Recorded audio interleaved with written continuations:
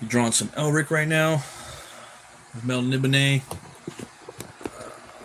Okay.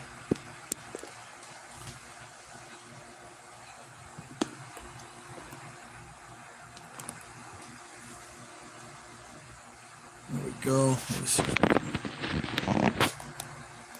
There we go. That's pretty cool.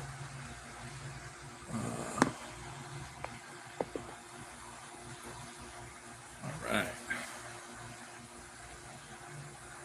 My coffee, and now I'm probably gonna work on. Start drawing the little bit. I was gonna give him a crown, but he's. I might have him rock that. I might not. It might just be like a hairband or something like that. But I haven't drawn these. Fighting these like dog eagles that he takes on in probably the third book, and then also these like lizard kind of people. I think they're like dragon people. I think from the second book where he's sailing around and whatnot. But yeah, he doesn't really wear his armor that much in the books. He does in the first book, but and in some of the battle sequences, but for the most part, he's just kind of wearing other things. So probably gonna skinny him up a little bit, take some of the muscle off of him. Thinking about doing that. And there we go. So just a little bit.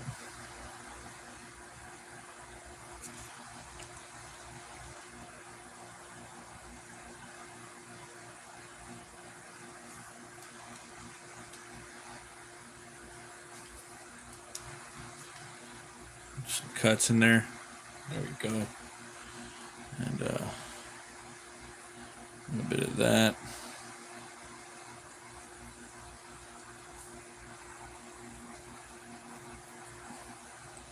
Take a little off. A little bit of muscle off. Because when he does, I think when he has Stormbringer, he does get a little stronger. So I'll have a little bit of muscle, but not much. Not much indeed. There we go. And then I think he wears some type of like breastplate or something like that. So might give him something like that. Maybe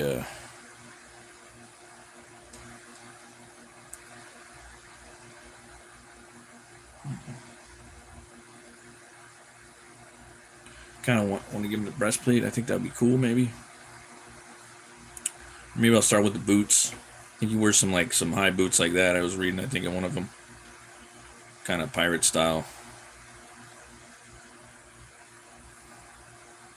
So we'll kind of do that.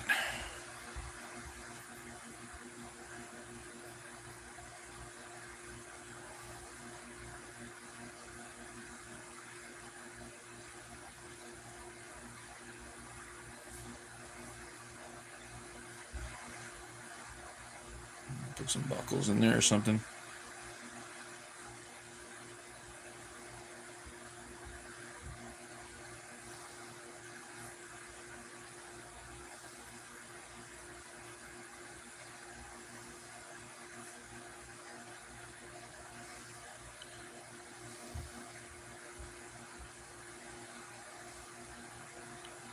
I put the buckles right here.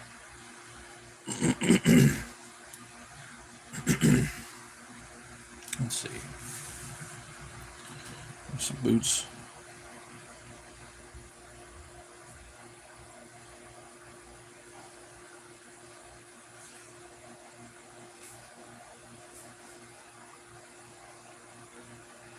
The way I see it, he's probably got like money, a little bit of money. Sometimes no. Let's see. Actually, he's kind of broke during this. I think during this time. Starving and broke. He's traveling the world.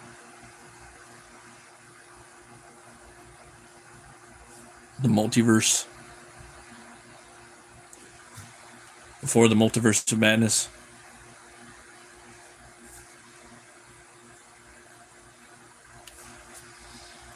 All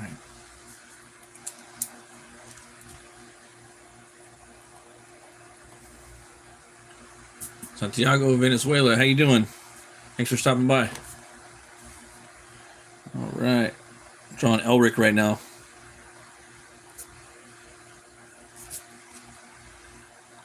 Elric of Melnibone. There we go.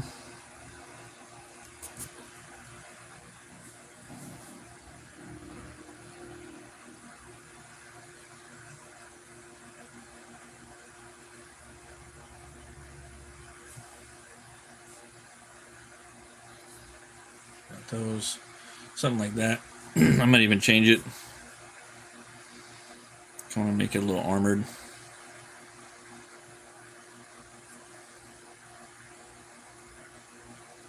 Having some fun with it. I don't want to just give him like Renaissance fair clothes, you know? Gotta have a little style.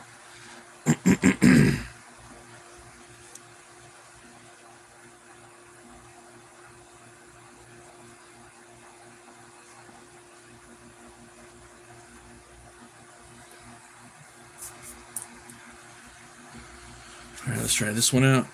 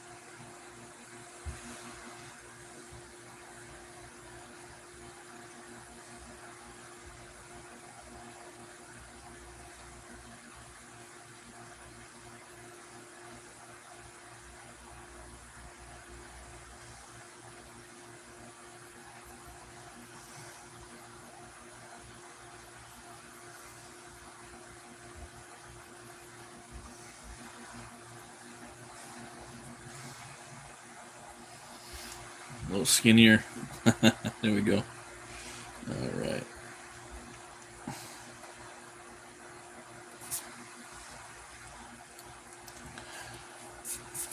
All right. Got that. These buckles right there.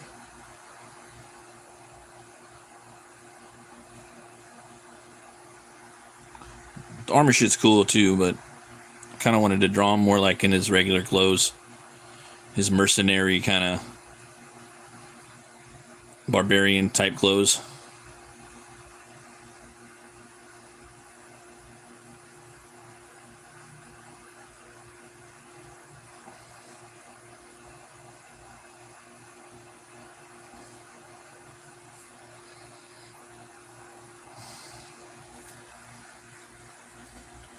So leave that like that for now. And you got like leather pants probably, so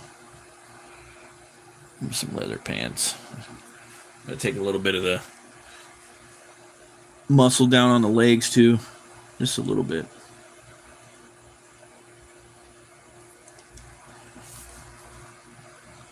A little smaller, you know, not much, but a little. All right.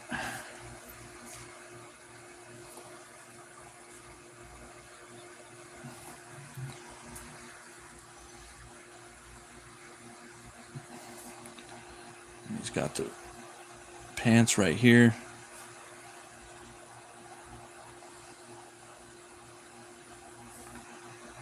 All right. You bring the muscles down a bit.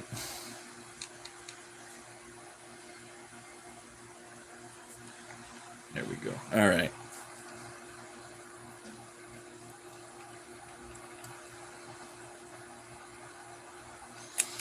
Or maybe it'll probably be a little more like this. How's it going, Ethan Thou? Thanks for stopping by. Drawing some Elric right now. And yeah, trying to make a cool looking Elric. Like badass too, you know? Let's see.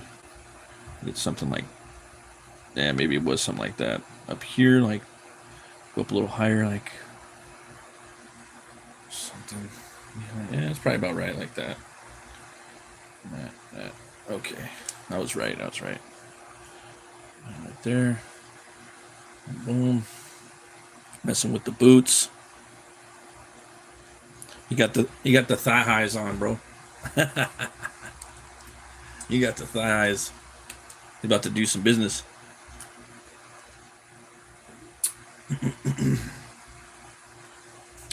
And then I'm gonna give him a couple belts too. Give him that one, and then I'm gonna probably have like another one right here, like that. Maybe a big one like that. Let's see, you're a good drawer. Good work. Oh, thanks, man. I appreciate it. Thanks for stopping by too. Yeah, he's fighting these monsters right here. This is Elric of Melnibone. I don't know if you ever heard of him. He's a badass warrior. He's a albino. Came out a long time ago, like in the 1960s and 70s. Yeah, a lot of people kind of got characters that ripped them off, like The Witcher and Null from Venom, and a little bit of Legacy of Kain. I don't mind people ripping it off a little bit, but we should have had Elric first, I think, before we had, before we had those, That's kind of how I feel about it. We still haven't got an Elric anything. So.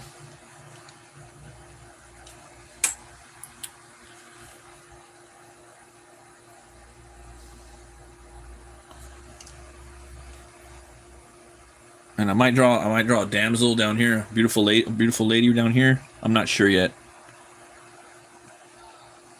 Yeah, I kind of wanted to have him using his magic right here, and I might have some demons coming up, fighting or something. I don't know. We'll see. Okay, so he's got. Yeah, I'm gonna do a little bit of that.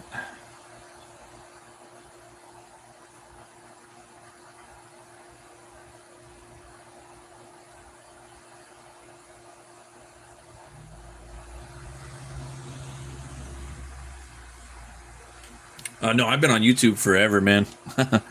But I've just started doing like live draw streams about a year ago. But I've been on YouTube for like 6-7 years, something like that, maybe longer.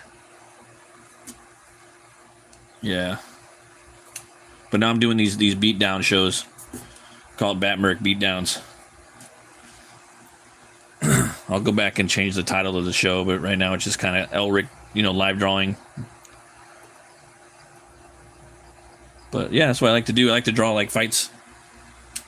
67? You're 67, huh? Thanks for stopping by, Athano. Yeah, I'm 42. I'm about to be 43 in a couple weeks. Well, a few weeks, I guess. But I look at it like I'm 42 years young, A lot of stuff I gotta do. Life hasn't even started yet, as far as I'm concerned. I'm not content yet. A lot of things to do. So we got that, and then they usually got the. Let's see here.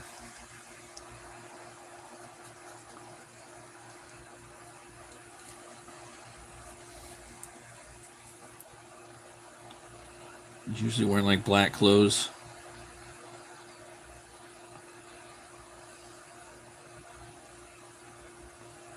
So we're gonna honor that.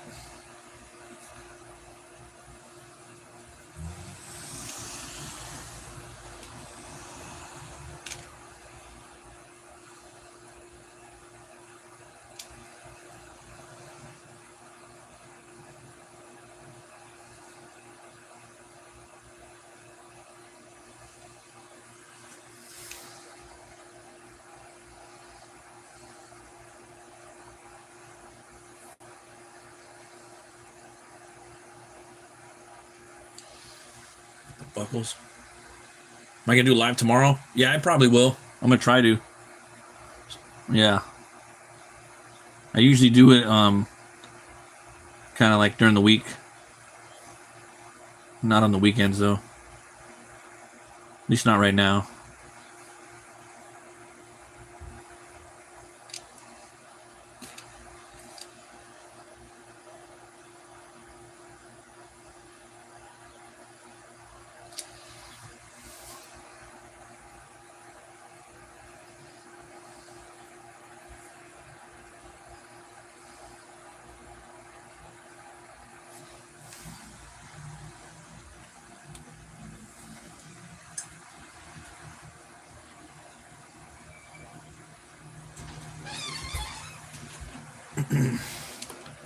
I'm gonna try to make these a little more stylish.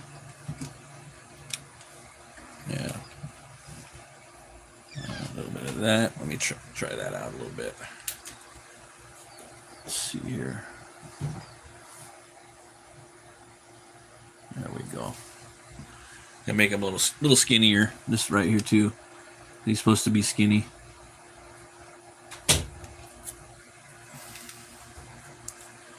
That's the whole point. But he does get a little powered up when he gets the sword. That's the thing. So messing with that finger a little bit. Oh yeah.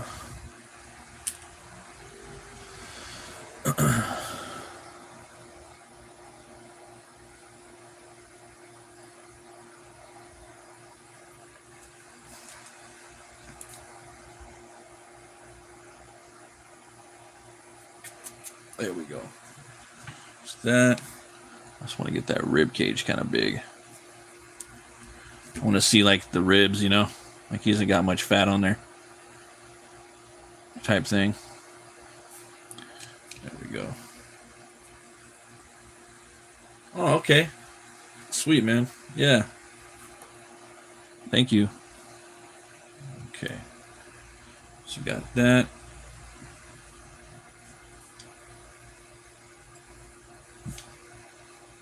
We're gonna have something like this.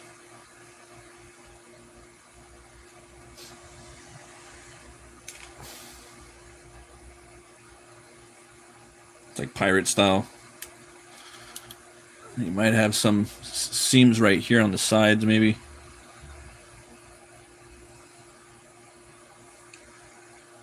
Kind of want to do a little something like this.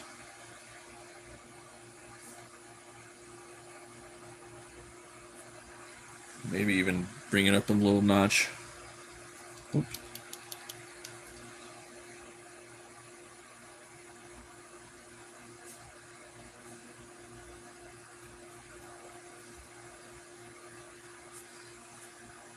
All right. Let's see here.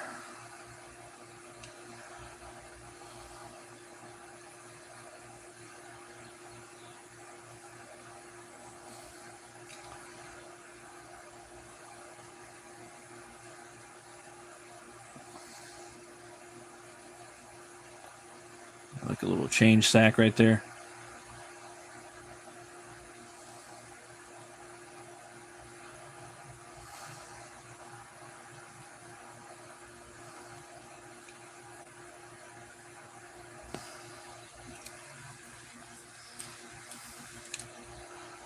Like a big hoop like that, something like that.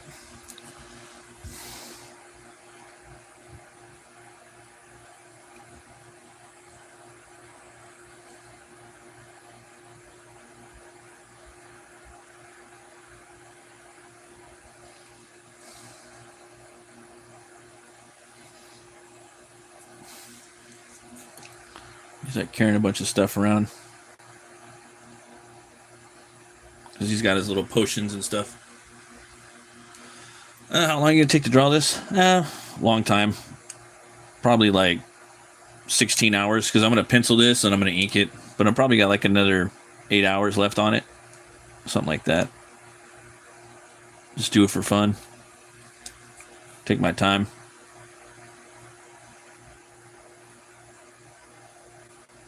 I'm not really attacking this piece too much.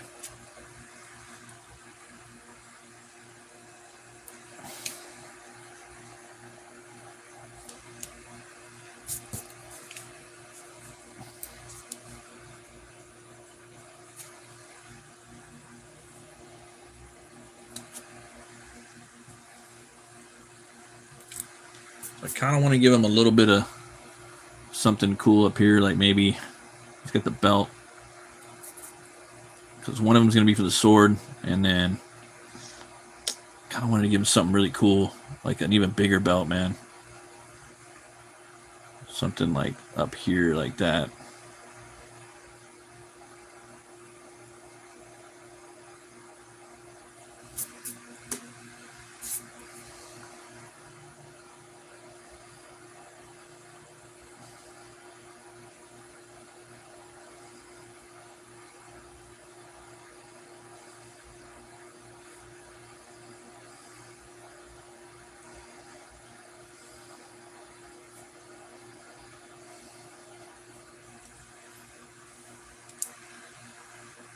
Craig Chadwick, hey, how you doing, man? How you doing?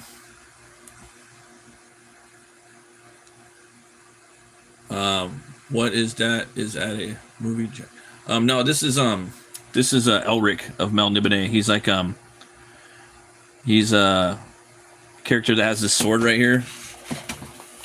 It's a fantasy. It's dark fantasy, and the sword right here is called Stormbringer, and it lives off of human souls. So, and he's an emperor of Mel Nibene. It's like this empire, right? And it's an old race of people, and they're like descendants of giants. And you can read these books. They came out in the 1960s. So he's like the reverse Conan. So he's really sick. He's albino. He's got white hair. He uses magic. He summons demons to come and help him. He fights monsters. So that's the type of character he is. But he needs a sword to survive. You know, it's like his drug. It's even more than a drug. If he doesn't have that, then he needs like these potions and stuff. So, but a lot of people kind of took inspiration from him. Yeah. So I'm probably gonna bring that down a little bit like that. And right now, this is my version of him. I'm just like kind of designing a different type of version of him. This is gonna be more like a mercenary kind of piratey version of him.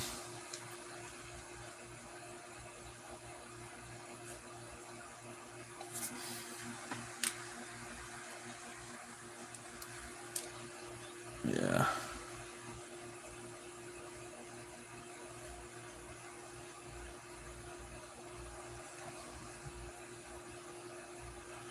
I got these little bags of stuff, these little bottles of shit right here. Kind of. For now, I'll just have that. And then I'll probably have like a little something down here, maybe. Maybe another ring of something right here.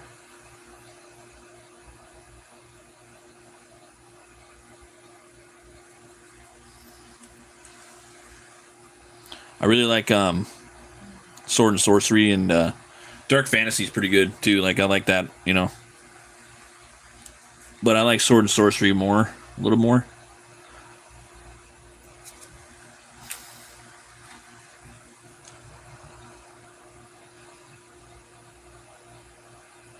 I kind of want to do something.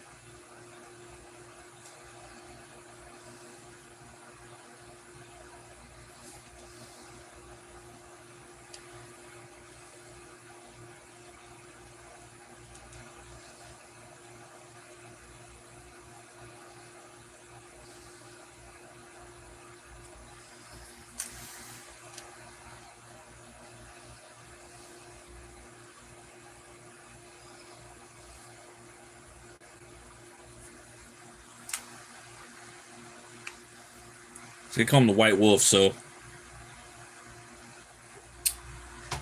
trying to think is, you know, and then he's part of like the dragon race too. So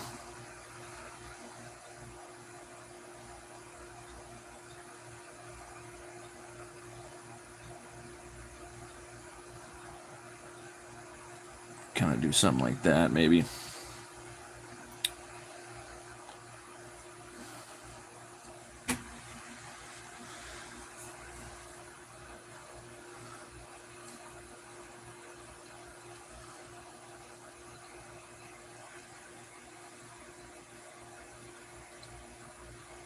Looks like a possum head. Looks like a possum. Let's see here. I'm Ethan, old brother. This account is my mom's. Oh, okay. How you doing, man? I'm drawing Elric of Melniboné. Probably a book you guys should wait till you're older to read it. It's not for kids. It's a bunch of books, actually. But yeah. But you guys could probably start reading Conan first. Conan's awesome. Conan the Barbarian. That you'd probably be about 14 maybe to read Conan. I'd say that'd be good. 14, 15. And then Elric, you probably want to wait till you're about 18 to read that. 18, 19, something. Be more appropriate, you know.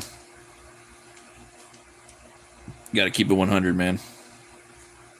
I wouldn't have my son reading that. So. But you can, you know, look at like this character right here, the PG-13 version of him right here. Because dark fantasy, it's just not for kids, you know. Just like Game of Thrones isn't for kids. All right, you guys should be reading, like, you know, checking out different versions of Conan, Lord of the Rings, that type of stuff, which is just as cool. All right. Let's see, we got that right there.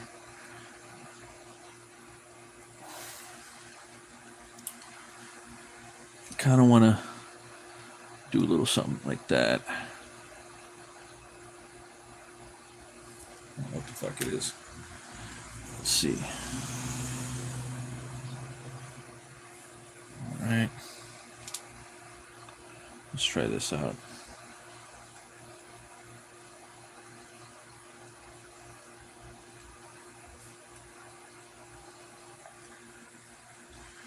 When did I start drawing? Like, how old was I? Because right now I'm almost 43. So I started drawing when I was like technically, like, yeah, when I was 3 years old. So like 40 years ago, I've been drawing. But I took a break. I took a break when I was how old was I? Probably like 14 to 20. You know, I took a pretty big break where I wasn't drawing a lot. So. But I've been drawing a lot more for like the past 10 years or so, maybe longer. Yeah, I'd say the past 11 years I've been really trying to take it seriously. So I'm trying to level up, you know. That's the thing about art. You're always leveling up until you die. Writing, drawing, any type of art, music, cooking, all that stuff. You know, you're always gonna basically keep trying to level up, you know.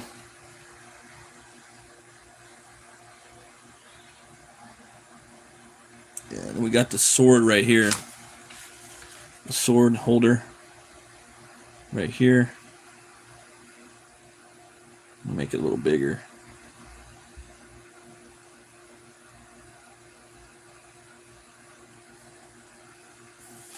Something like that. I'm going to make it kind of get a little bigger and like a little bit of a taper like this.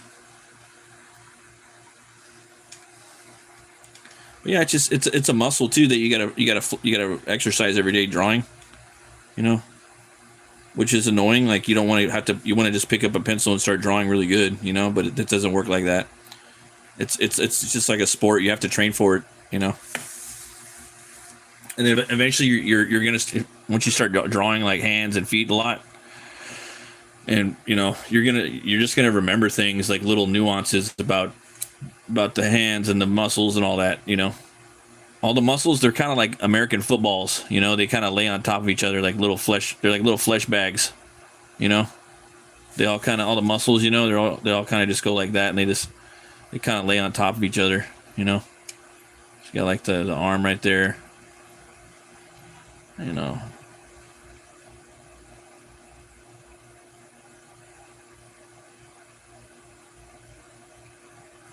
You got the human arm right there, you know. You got the pec, that type of stuff. Let's see, do I have a brother? Yeah, I got a brother. I got a little brother. Yep.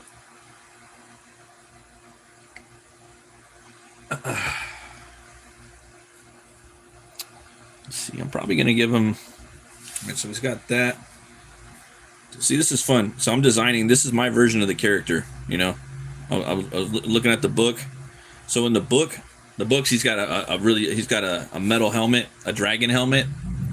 He's also got metal black armor that looks really cool, and I'm gonna draw that version of him. Maybe I'll do that next year. But right now I kind of wanted to draw this like barbarian mercenary pirate version. So, and I'm gonna like make him. I want to make him pretty cool looking, man. So we got that. I'm giving this weird like wolf dragon belt. Or dragon wolf. Yeah. See, love guitar and piano. It would take me a long time to learn piano. It will be easy for guitar. Yeah, you gotta just play it every day, man. It doesn't matter what you're doing, you know, and you have to mess up. You have to mess up. That's the only way you're gonna learn anything. You know, like if you go in there and try to cook some eggs, or you want to go cook some steak or something, man, like you're gonna mess it up. And you're like, oh, okay. Everything is about messing up, even science. You know, math. Once they find a new equation, that's how humans have to mess up to learn. Then you go back and do it again, you do it better. You know, how can you do it better? Everything that you do, you have to try to do it better the next time, no matter what it is, you know, for the most part. We just gotta be willing to allow ourselves to make mistakes. Sometimes it's hard though, because you might be working somewhere, but that's just reality. Like you have to practice. And so with a lot of times with instruments like piano and guitar, you're gonna want to, you know, if you want to learn stuff pretty quick with that, you're gonna want to put in like 2 hours a day, something like that. You know, it might take a little longer for some though, but it's basically the rule of thumb.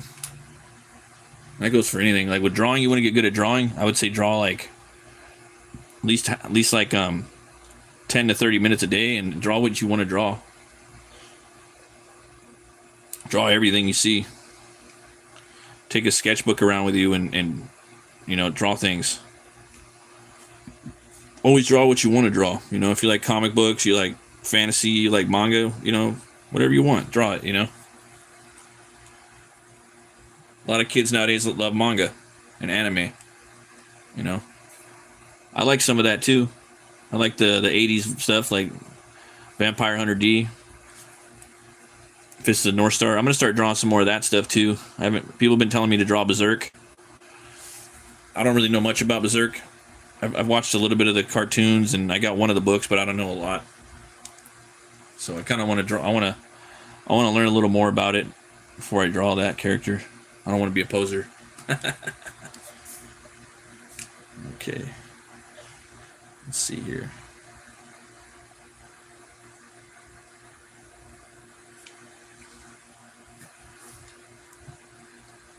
Okay. This one's a little bigger. And then the pouch, sometimes they look like this. I'm trying to remember. Yeah.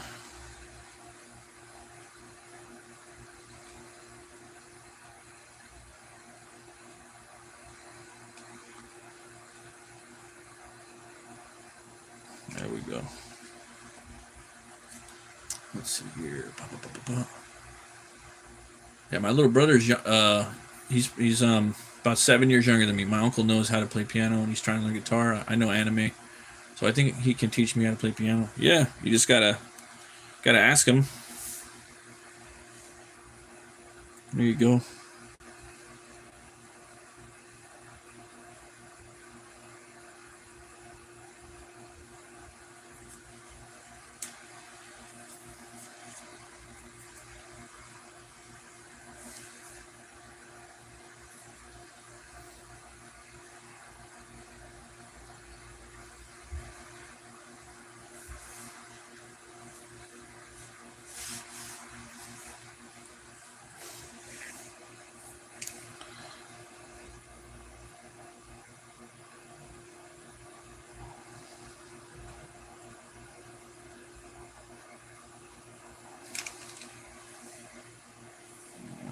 he has a cloak. So I'm gonna give him a little fur.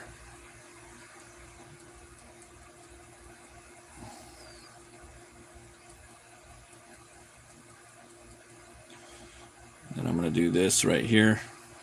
Just strap down like that over his breast, over his pec, you know. And then I'm gonna do a little bit of like a guard, like a breastplate, like that.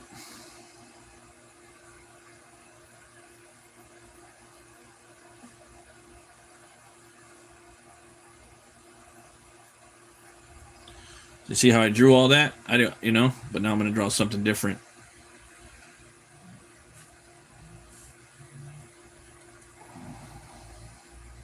Sometimes it's about just kind of adding and subtracting, you know. With art, it's a lot of that.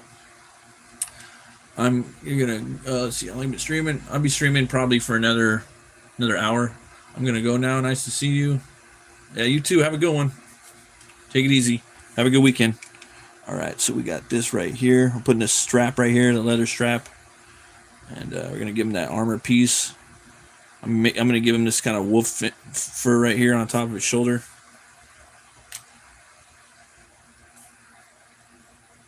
That'd be kind of cool.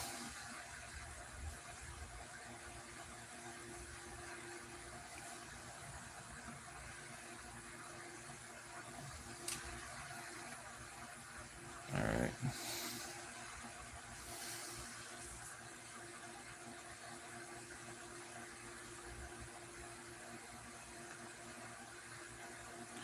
I might leave that off there. It's a little much. Let's try this out. That's a little much. Okay. So here we go. We're going to get rid of that.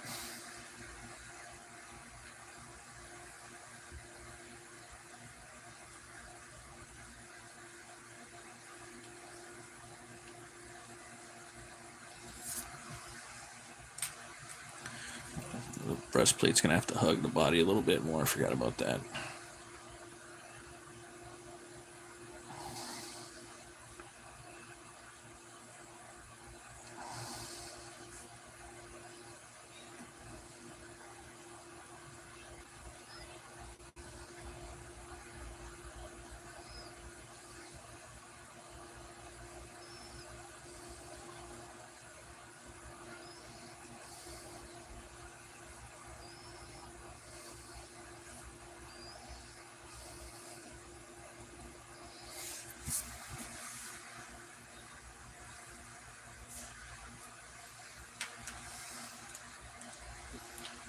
So go on Ethano.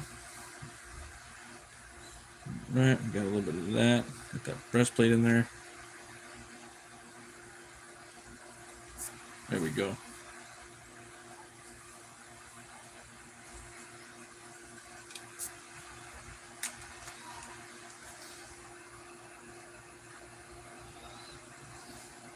So I might even have this kind of come up like that.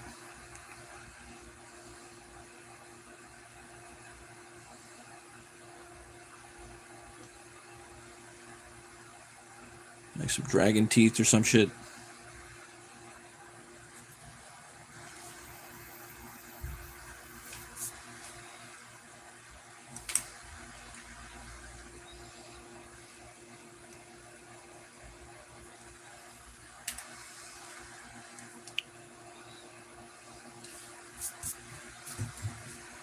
Okay, get that right there, like the ribs.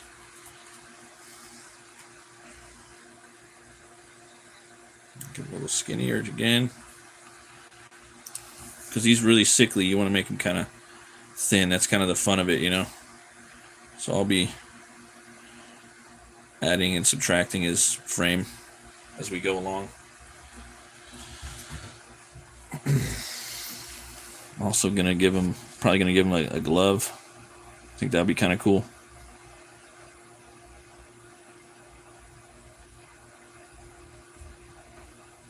Give him some gloves, you know. So that works. Then I'm gonna put like another knife in here too. So you got some muscles in there. I want to see the ribs, you know, those rib muscles in there.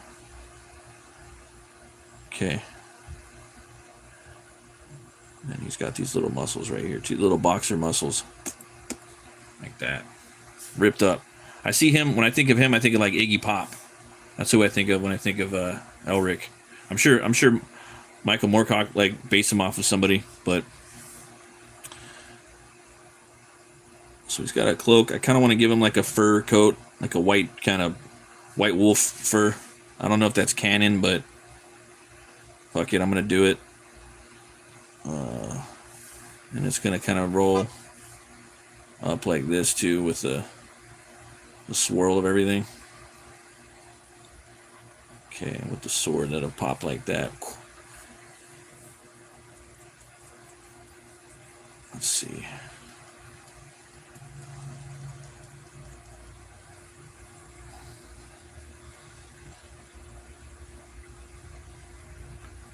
It might be kind of cool to do that. Making sure we ain't got any tangents or anything. We'll see how that rolls. Maybe something like that. Get in there like that. So do a little note for later. I want it to be real puffy big too. Like, yeah.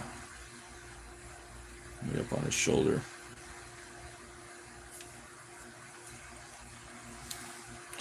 Oh, thanks, Ethano. I appreciate that. Okay.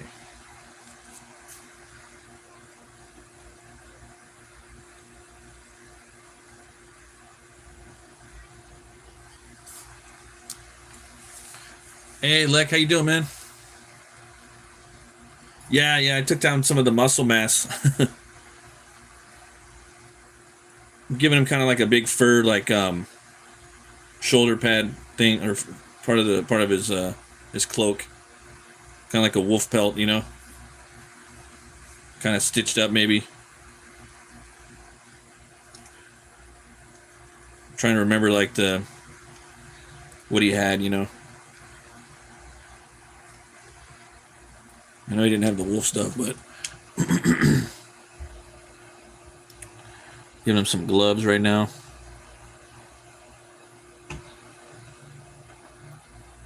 All right.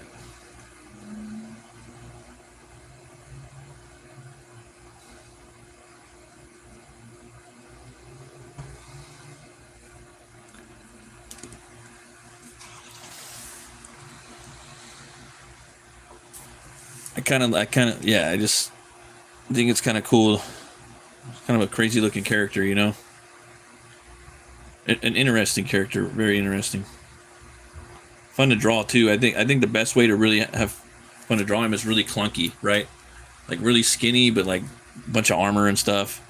Because when you put the black armor on him, he just looks super like badass, and he looks buff, right? But when you have kind of like more eclectic things he's carrying around, you know, maybe he lost Stormbringer, yeah, and maybe he's got to have his potions and things, you know. I got a little bone right here for him for whatever. Little change purse up here, little pouch or something. Probably gonna put some more stuff right here. I want to do a little something like that.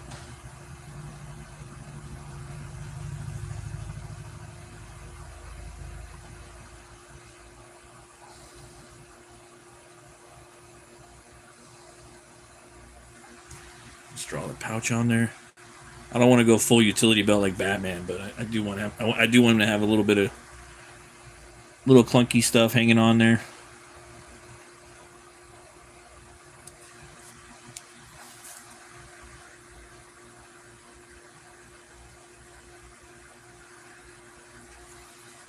Yeah. Let's see here. He's got that. The skinnier he can get, it could be kind of fun. I do want to see those little rips. I want him to be ripped though, you know, like I was saying, Iggy Pop. That's who I'm thinking about, Iggy Pop, you know, but even more frail. kind of humorous in a way, you know?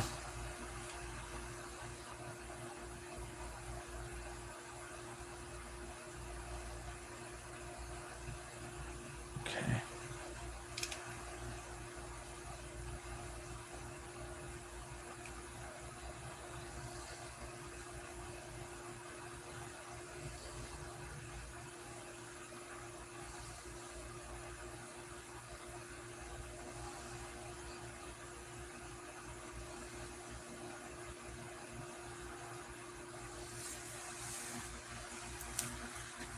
Oh, thanks, Ethan.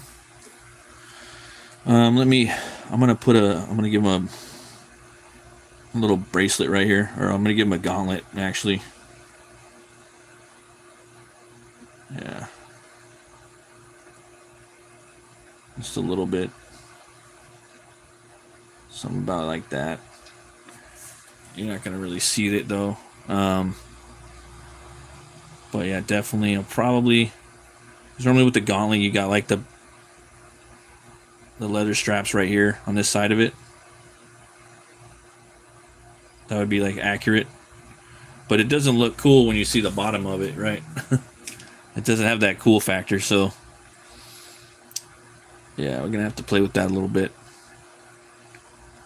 I'm probably gonna let it cook like that for a second, and then I'll come back and think of some other stuff for it.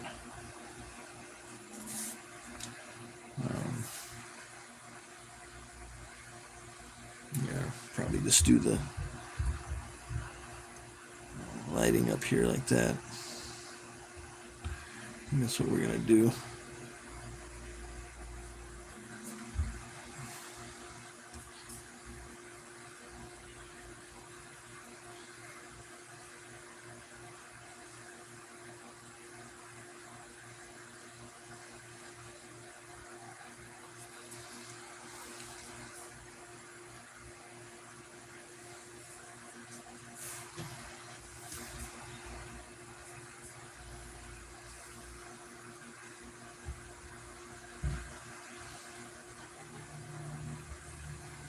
I want the ribs to be like protruding, and then his abs to be kind of sucked in a little bit. There's that. Leather straps.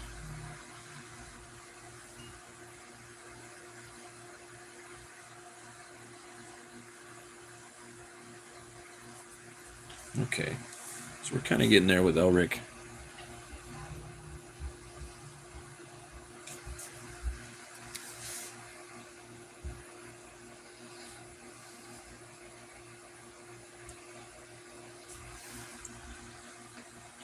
Have a good one, Ithano. Take it easy.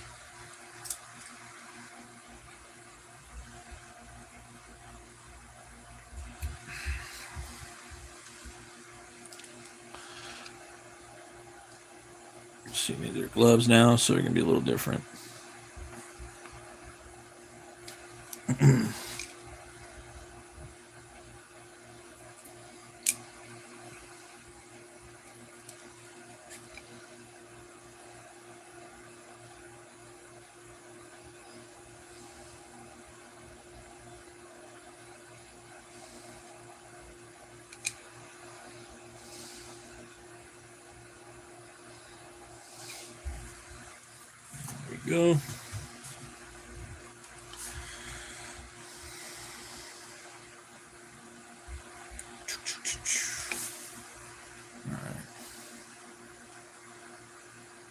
Work on the boots a little bit.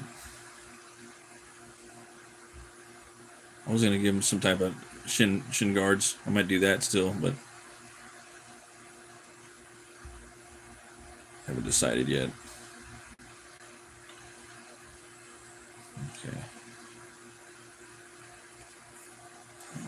All right.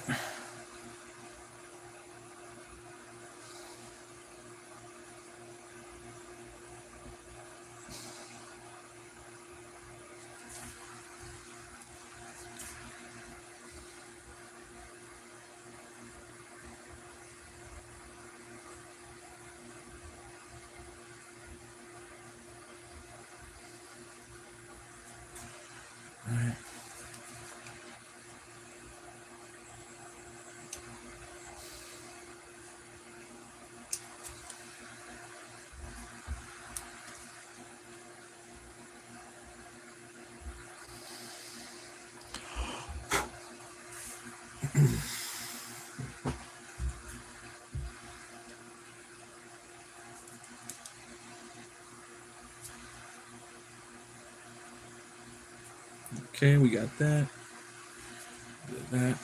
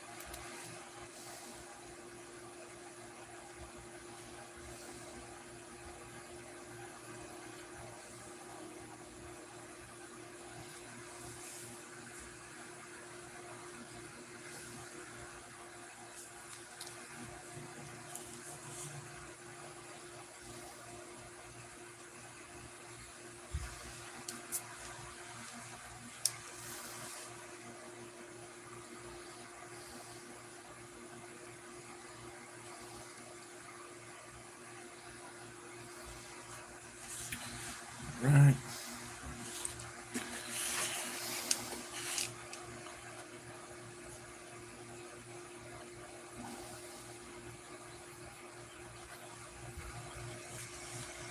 Kind of want to do something.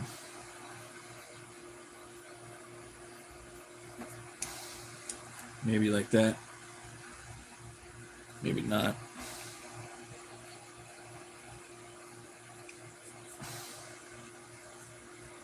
We'll see.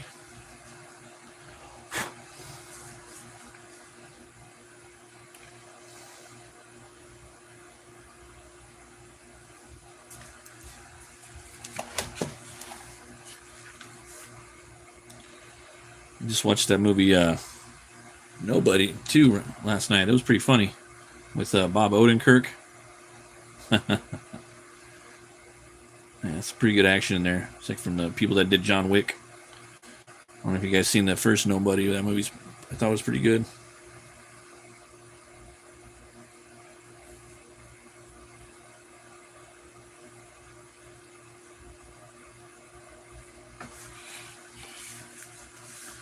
All right. That right there. Rocking some of that.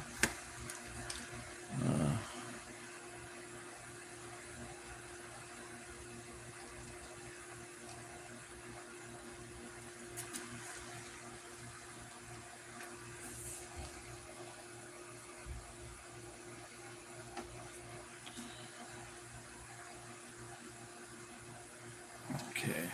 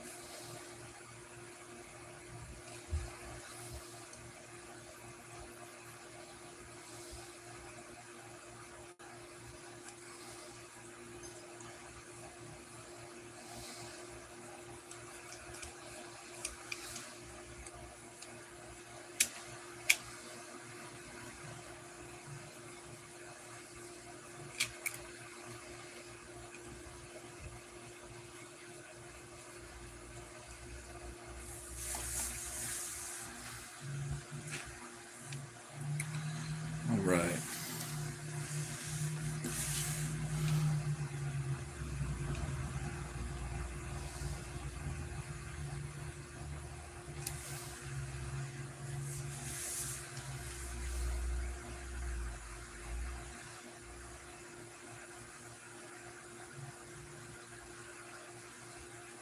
Give him some like steel toe boots, but the steel toes are out on the outside. Not going to do the shin guards, I don't think. These straps. Yeah. Okay. All right. Probably gonna leave this clean like that, so it's got more of a break for the pec muscle to look kind of cool. All right, we got that.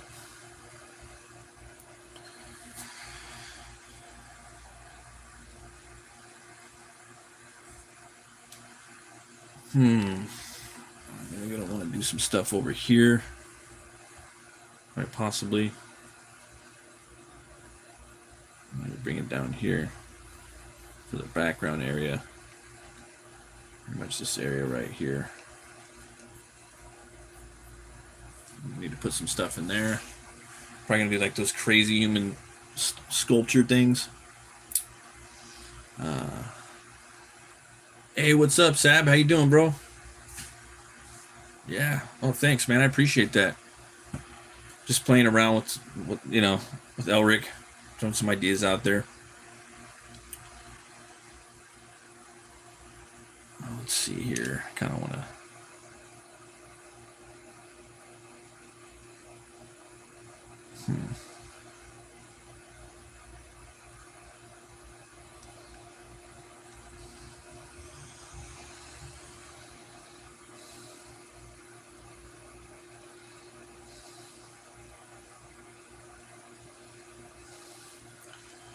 I might do that. I don't know. Throwing some coins on there. Might do. Yeah, might do something else. Still thinking about that. I was gonna put a necklace on him, but got this right here. It might be a little too busy.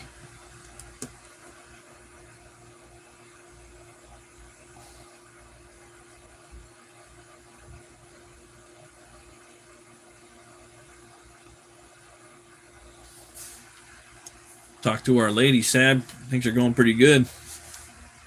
Getting the book ready. Should hopefully be printing next month. So, time frame.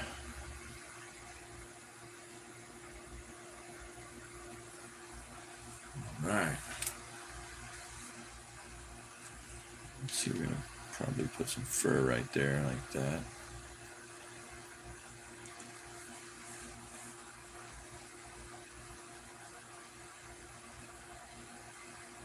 Oh yeah, I got Tommy's, man. I haven't got a chance to read it, but I was thumbing through it. It's really cool. It's got crazy vibes, you know. I don't want to spoil it too much though, you know. But yeah, can't wait to read it. And the quality is really nice, man. Yeah, thank you for that. I'm gonna send you a Butch Cleaver. Let's see here.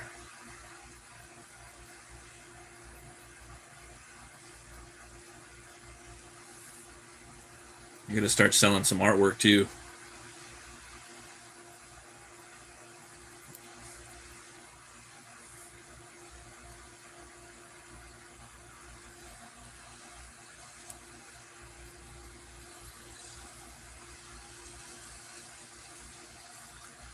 Yeah, I like your style, man. It's freaking awesome. Yeah, man, I think the quality is great. I love the old newsprint too. Like that's what I'm gonna do. Well, she looks like she's gonna hook it up on the cream, bro. She does have the cream, so like we'll see what's up with that. You know what I mean? I think it's good that I do something different than you, you know, and then that way we get more options. You know what I mean? Because I think you'll like some cream too, Doug. And then also the newsprint's super bomb as well. You know, like they got cream on the Atlantean, like Russ Leach and Zimmerman, and that's kind of what some of the stuff that Critical Blast does. I think the cream would look really good on with Tommy's as well, because like when Russ, hold on, I got this stinking lawnmower thing out there. My kid says stinking all the time. I'm like, that's That's an old one. I like that. Stinking. It's so fucked up. It's a fucked up thing to say. But I was gonna say that you can see his like all the ink strokes in there. It's very very very detailed. You know, like let me show you real quick. I'll show you. I think I got one right here. And I'm waiting on the next one too.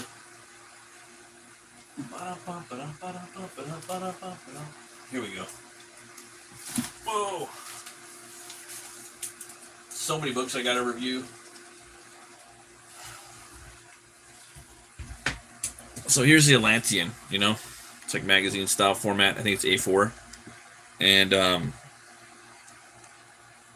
let's see here. This is the cream right here, the paper. It's pretty thick. It's just nice, uncoated.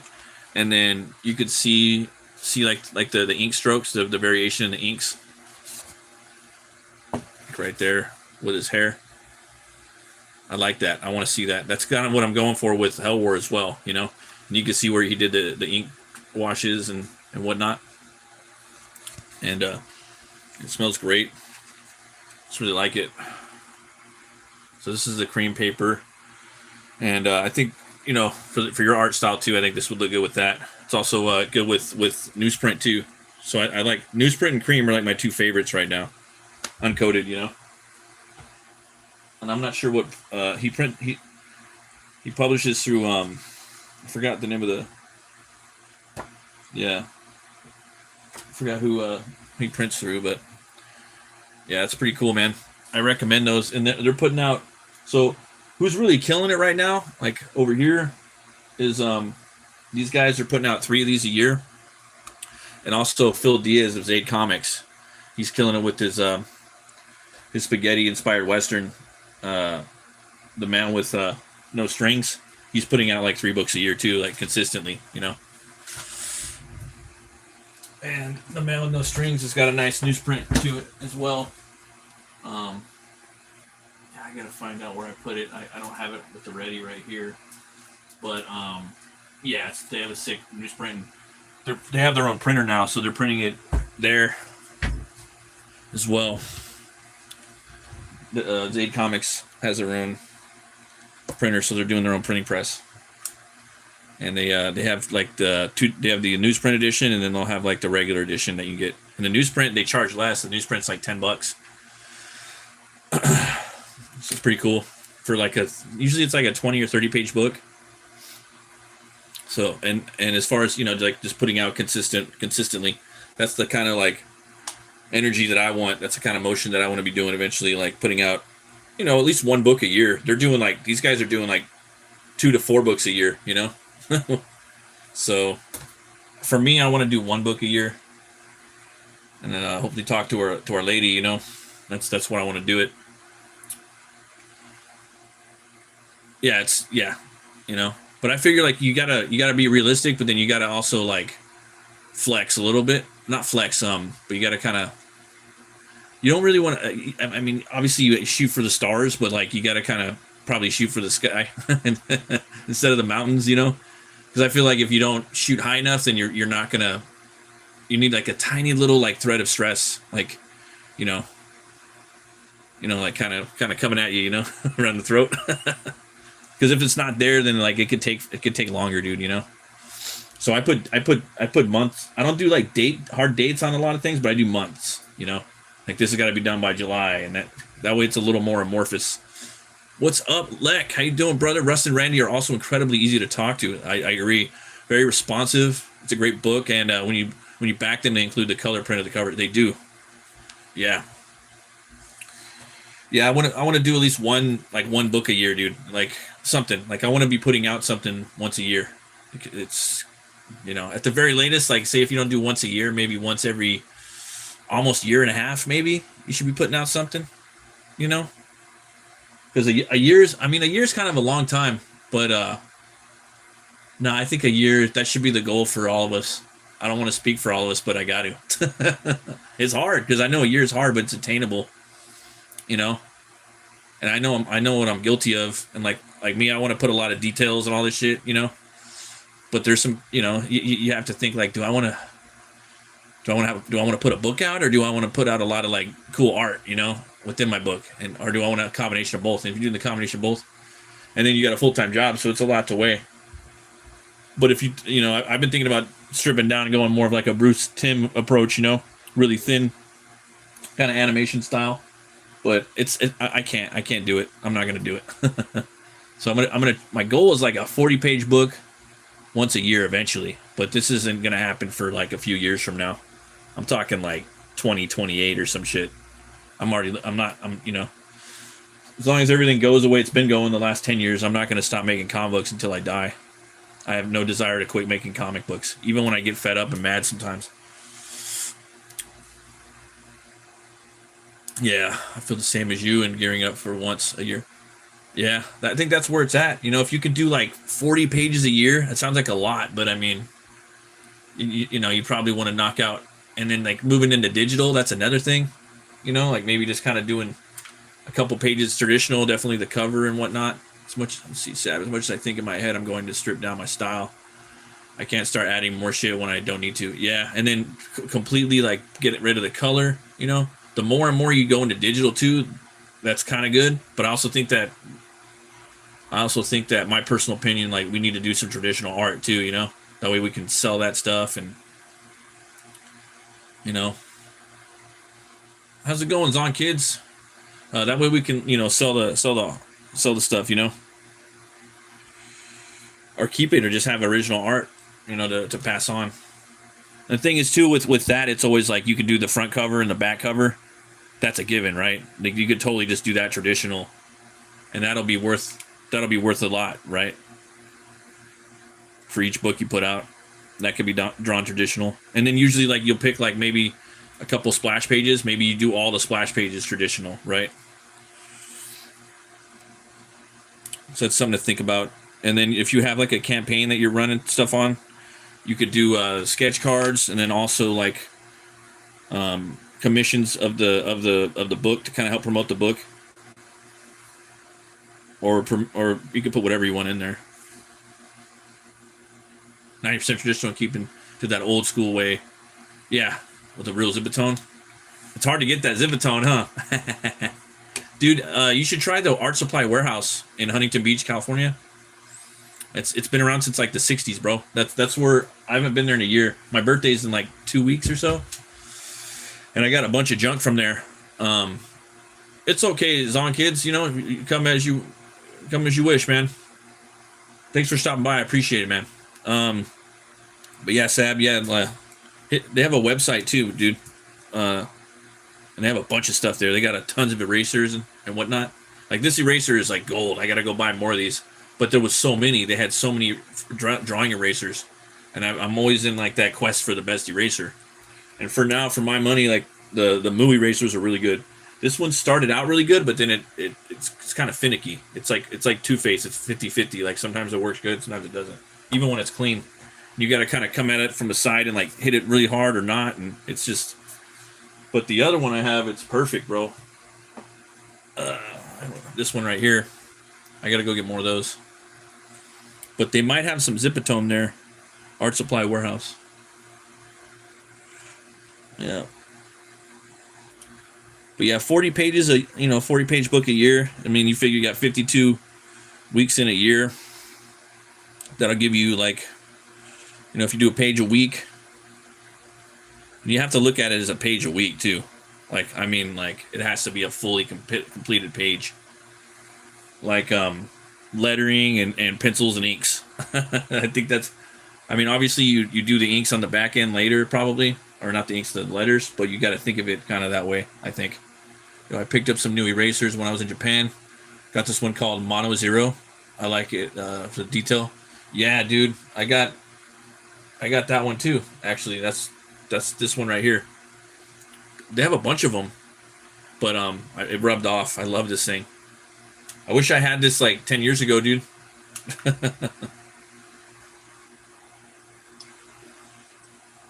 I think it's that one. I think it's the same one. It's by Tombow too, I believe. I think so.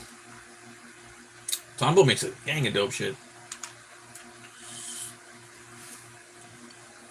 But yeah, Because you look at like animation people, they get their, you know, if you have like an animation kind of style that you're drawing, they're doing like 2 pages a day, you know. A square tip, it's kind of round like that, and then the refills are let's see here, where you got them at. I bought a bunch of refills too. Oh yeah, this is MC mono, and they come in little 2 packs of refills by Tombow. Yeah, these are awesome. I got them off Amazon. Yeah, I like to have like my art area like a little shop, you know, where everything's still in the packages and I just kind of pull things. It's still kind of whack, but I'm getting it, you know. Like I gotta fill it back up, but I'm starting it out. This little holder right here, the top shelf, I got those, you know, and I just pull out brand new stuff like I'm going shopping. And I could like kind of keep track of my inventory. But not everything fits in there like nice and pretty, you know. But a lot of stuff does. Yeah.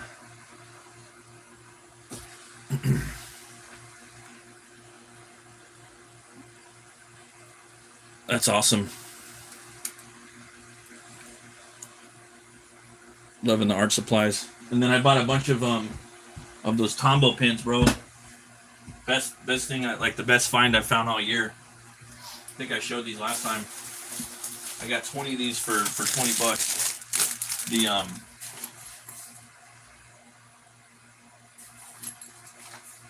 These ones. Oop. These ones right here. I love these. These are my favorite, man. I do these for everything. I got 20 for $20. And they're like the Japan ones, you know. It just doesn't say hard tip on them, but they're the hard tip. They're coming straight out of Japan, dude.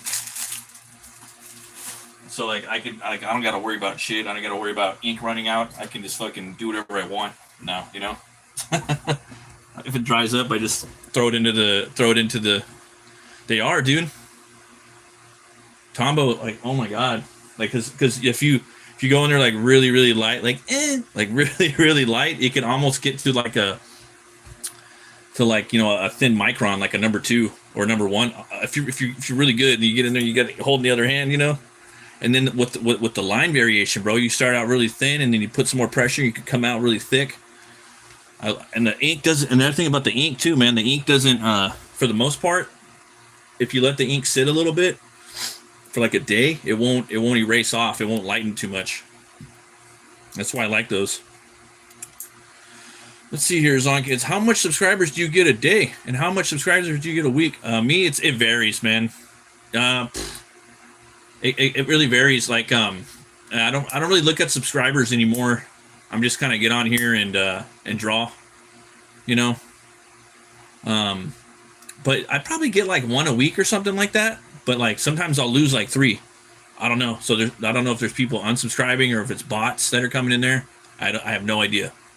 But I do know that once you start getting to these thresholds of like 500 and whatnot, they you know, like I think it's 300, 500, 1,000. Anytime you get to like actually near like 100, you get a lot of people, you get a lot of subscribers, and then you lose some, and you're constantly fighting. So I don't know if that's a YouTube bot thing or like a gatekeepy thing. So, but I would pay attention to that. If you're doing a YouTube channel, just pay attention to like having fun and connecting with people, networking, having fun, hanging out. You know, that's what you got to do. You cannot think about the subscribers at all. And if you can, try to make some entertaining content. Me, I'm really horrible with that. I'm not very entertaining, so that's why I'm trying to draw and hang out and do it that way. I do reviews, but they're not that good. They're you know, but I'm having fun doing them. So there's that, and then yeah, I would recommend, you know, doing that. Okay, because I subscribed to you, there's a subscribe button. Yeah, thank you, I appreciate that. Oh, and thanks for the likes, everybody. And Sab, thanks for stopping by. Thanks for everything, Sab. Definitely owe you. I got your Hell Nora all ready to go. I'm setting up the back matter of the book right now of Hell War. I'm getting all the artists art gallery pieces. Getting those all lined up. I'm trying to get a hold of Duck Bacon though, man. Duck Bacon did a sick ass piece, but he's I don't know where he's at. I hit him up in DMs, but because his piece was color, looked really good, but I want to make sure I'm not going to print anything unless I get everybody's blessing, you know. Let's see here. Look, I sometimes search for a couple day-old vids with less than a dozen views. Watch them and comment so the person making them knows someone out of the 800 or 8 billion saw their work, even if it's awful. Yeah, you know. And then, like, when people comment, you know, like, all that stuff helps. It helps your channel. You know what I mean? Everything helps. Like, in this channel, too, like, they got these little confetti buttons on the right, like, little things. When you click on those when you're watching this, it sends a thing out, like an algorithm thing out, and lets people, I don't know, it does something to tickle the algorithm. So sometimes when my buddies are doing live streams, if I see them and if I'm at like work or something, that confetti, I'll go in there and I'll start tapping it. And I'm like, hey, you know that's me if I can't really hang out or nothing. You know, that's me saying what's up, you know. Like the bottom line is, like, if you're an artist, whatever your art form is, or a creator, if you want to use that, you kind of, and nowadays you got to have a YouTube presence, even if it's like once a week or something, you know. If you're gonna do a live stream, if you're an artist, I think it's imperative you got to have it. You got to connect and you got to talk a little bit about yourself, and you have to talk about your art a little bit too, you know. And your art has to do with you. It's attached to your soul. So basically, you're kind of putting your soul out there a little piece of you. You don't got to show your face, just show your art, and that's how people are going to find you. And people forget you. They'll forget you in about 3 minutes for the most part. I mean, because people are so used to just getting constant and dopamine hits nonstop now. So you have to, like, do that, you know. So you got to kind of advertise your art and talk about it, you know. Do your best, really focus on your art, I think, but try to connect with people, you know. You have to find a balance. You don't want to spend all day on YouTube, because then you won't get nothing done, even if you're live streaming all the time, you know. So that's just my 2 cents for June 2026. I don't know what next month's going to be like. Things change. Things are changing, like, all the time. So I try not to, like, lock down on ideas too much, opinions about things and people, you know, because people change, things change, you know. You don't know what's going to happen. It's weird, man. It's a weird time we're living in. But just have some fun, make some art, you know, draw what you like. Copy the artist you like, try to draw like them. If you have to trace their stuff, trace it, so you can kind of get into their headspace and maybe figure out how they threw a line or did something. Try to find out how they draw. Maybe watch them live, or if you see them at a show, that's cool too. Let's see. Cabin, huh? Well, that's cool. It's a hot day. All right. Okay. Yeah. Some people, though, they don't have to, like, they're really good artists. They're not on YouTube, you know. I'm just saying, if you're starting out, you probably want to do that, you know. I'm learning too. I'm a student as well. I don't know. Things are always changing, so.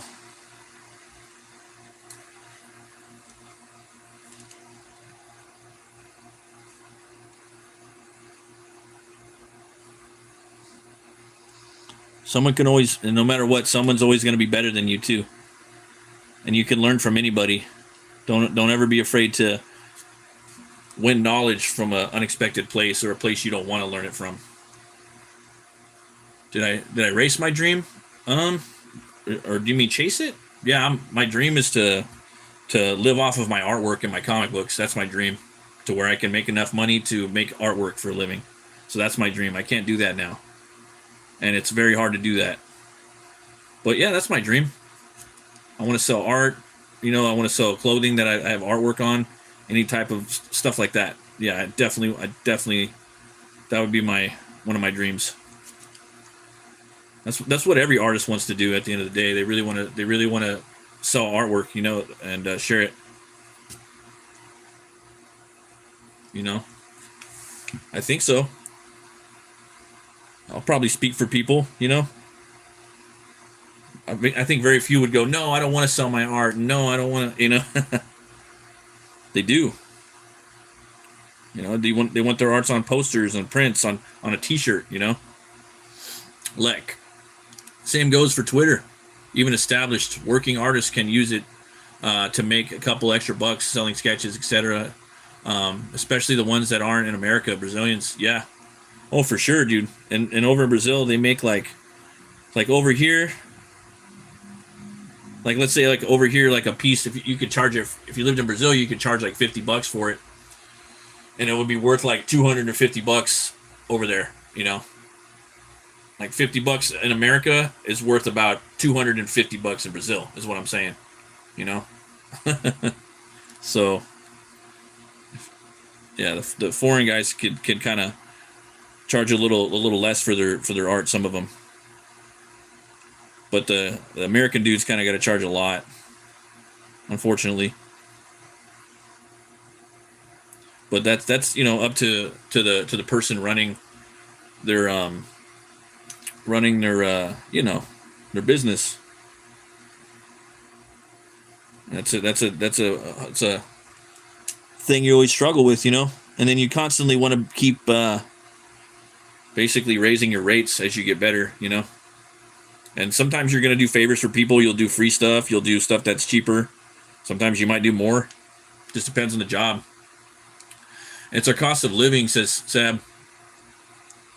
That is wild compared to the rest of the world. Yeah, especially like in like California, man. It's crazy out here. Like you gotta hustle out here. Like find ways to survive in California now. Gas is like $7, and you know. Yeah, I've been very blessed though so far, but I don't really do commissions. I kind of just do them for fun, for the most part, you know. And they're like art experiments, because like to be honest with you, like I don't make that much money on commissions, you know. I make more on my day job than on a commission. So it's like at the same time, I would rather like kind of work on my own art than do commissions, because I'm going to charge people a lot of money, you know, and it's not really worth their money, especially when they can a lot of the time. But sometimes I'm going to do it, you know, and my rates will go up, and then you know you'll probably see my I'm charging more than artists that are way more better than me or way more qualified. But you know, it is what it is. Art's in the eye of the beholder too. They don't have to pay the price if they don't want it, you know. So, let's see here. Lek bought a number of Walter Giovanni pieces for about the price of a meal at McDonald's. Want a Red Sonja inked by the dude who draws the comic? Sure, $35, right? And the thing about art, it's you could sell it later on. And the thing too is like I found out like I hate variant covers. Like I think it's cool to have about 3. But at the same time, it's a whole industry now. The variant cover, the comic book variant cover market, it's been an industry for years. It has nothing to do with comics. It's almost like it's a fine art industry now.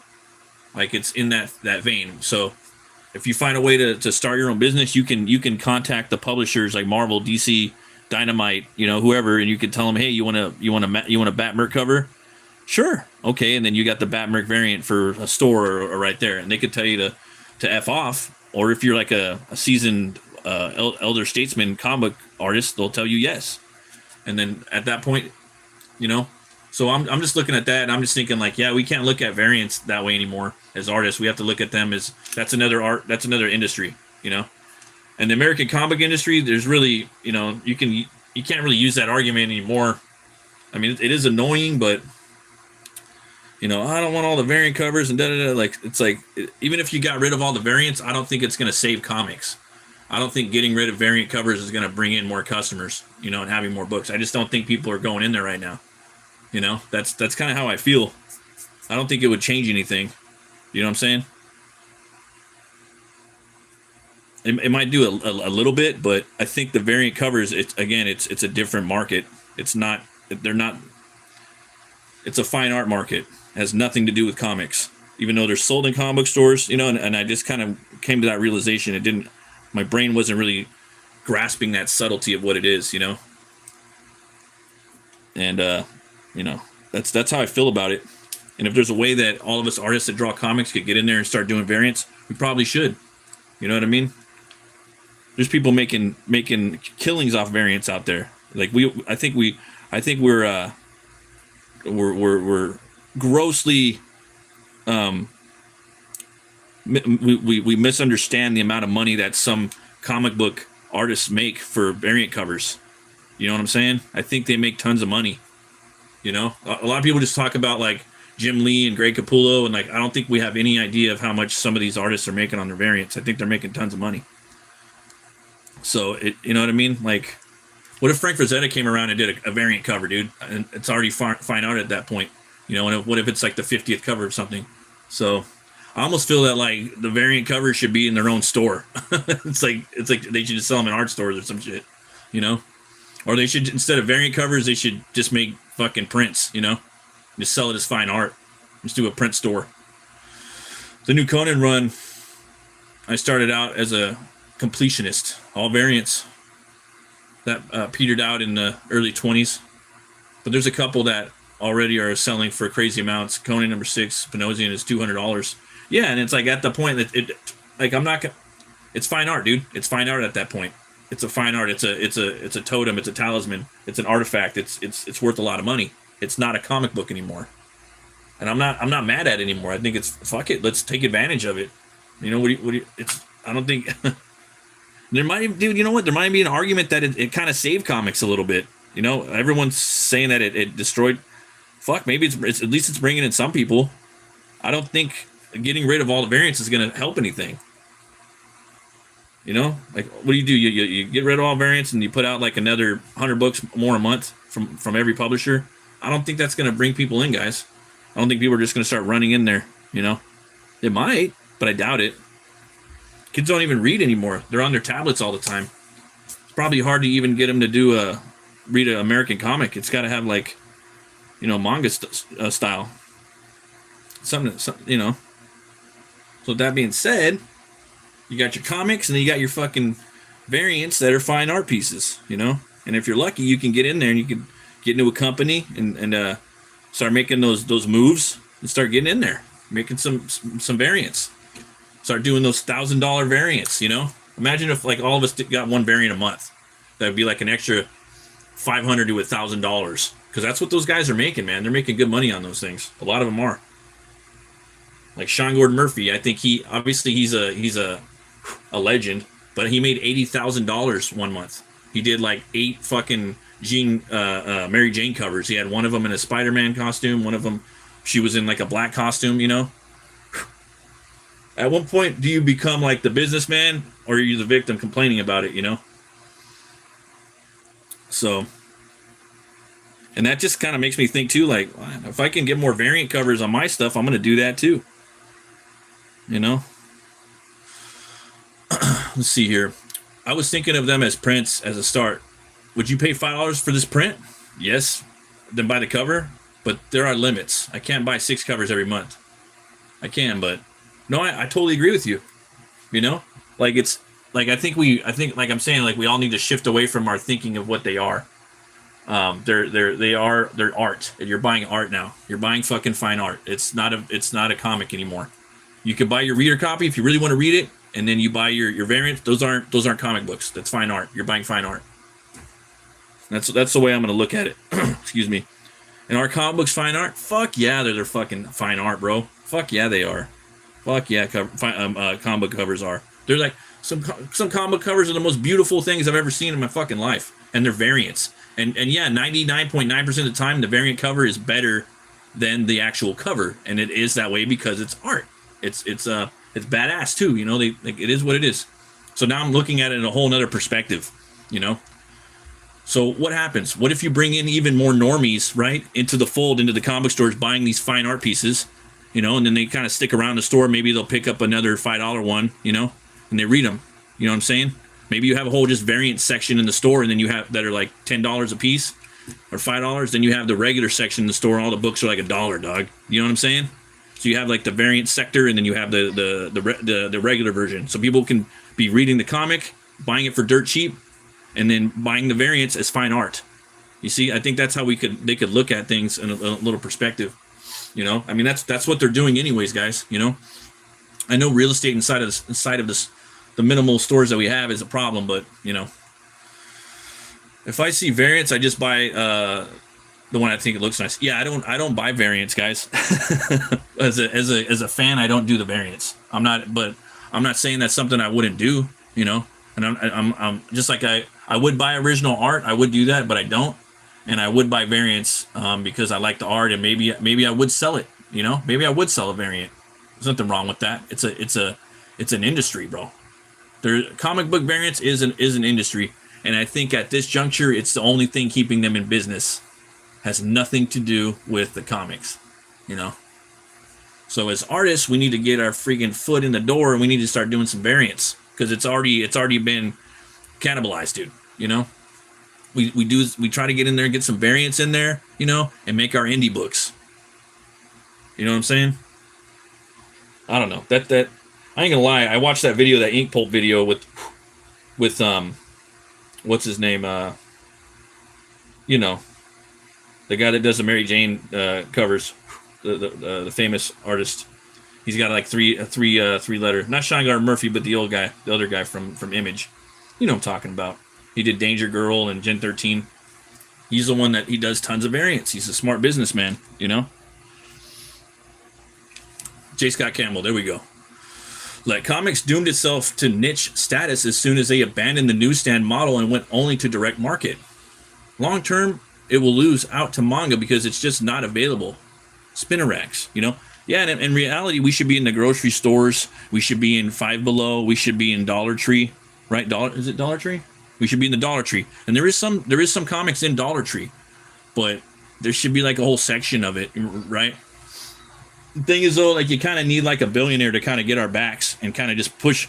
Like, you need like Elon to like basically fund the industry to kind of save us, or him and a couple of other billionaires that just kind of push it on the masses and the youth and whatnot, to have a whole like kind of a big spot of space on the aisles, right?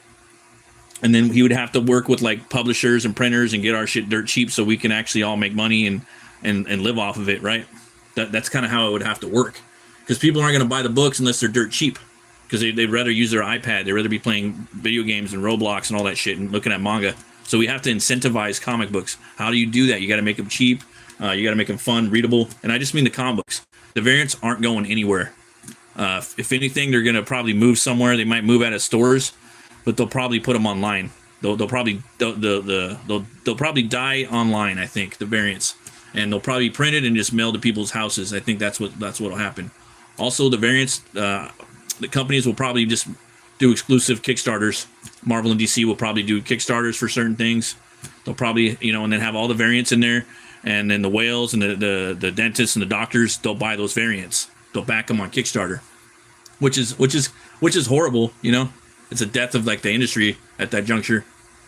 You know, like it's some tough talk, you know, but it's conversations that need to be had, and us as artists, we need to make a living, and we're only going to be here for so long. You know what I mean? So if we got to do variants, fuck it, bro. You know, why not? We deserve a chance to make variants, the opportunity to make them. That doesn't mean that we're going to get we have the right to make them, and it doesn't mean we're going to get the opportunity. Do you know what I mean? That's up to the company and your art skill and your relevancy. Because some artists, some in my opinion, some variants are fucking horrible. Like, they're just, what the fuck is this? But the artist is relevant, you know. And people like that, and it doesn't matter what I think. It's art is in the eye of the beholder, and that's all that matters. And I'm a firm believer of that, you know. And everyone has their you know, everyone has their opinions, right? And they should fight for them. Like, you could do dual versions, newsprint for the masses. The shiny stick glossy for the collector. Exactly, you know. Might as well lean into it and make some money, you know. You know, some of those billionaires probably read comics, bro. One of those fools. Come on. You're telling me that Zuckerberg and Elon and freaking what's his name, Lex Luthor, that owns Amazon. You're telling me that those guys don't read comics? One of them reads comics. I don't give a fuck. It would be weird if they didn't. I mean, I don't know. Maybe they don't anymore. But yeah, I think that's the way to do it. Because the comics now, they're like $4 or $5, right? You don't really see the $3 ones. The only ones I think that's really making them $3 is Todd McFarlane. Let's see here. Out of any of them, it would be Elon. He sits around playing D&D. That's what I'm saying, D&D and shit, right? And he's probably read Elric. You know, if he's playing D&D, he knows about Drizzt, right? I'm sure he knows about Conan. Those are because those are all the precursors. It was Howard and Moorcock that kind of got the D&D shit mobbing, you know. And Howard, Tolkien, and Moorcock, as far as I know, like those are some of the main guys that kind of inspired D&D as far as it looks, you know. The triple hit combo right there. But yeah, I think that's important. I mean, I don't know what how good or bad the industry's doing, but they're still around, you know. I'm starting to hear more and more and more and more from a multitude.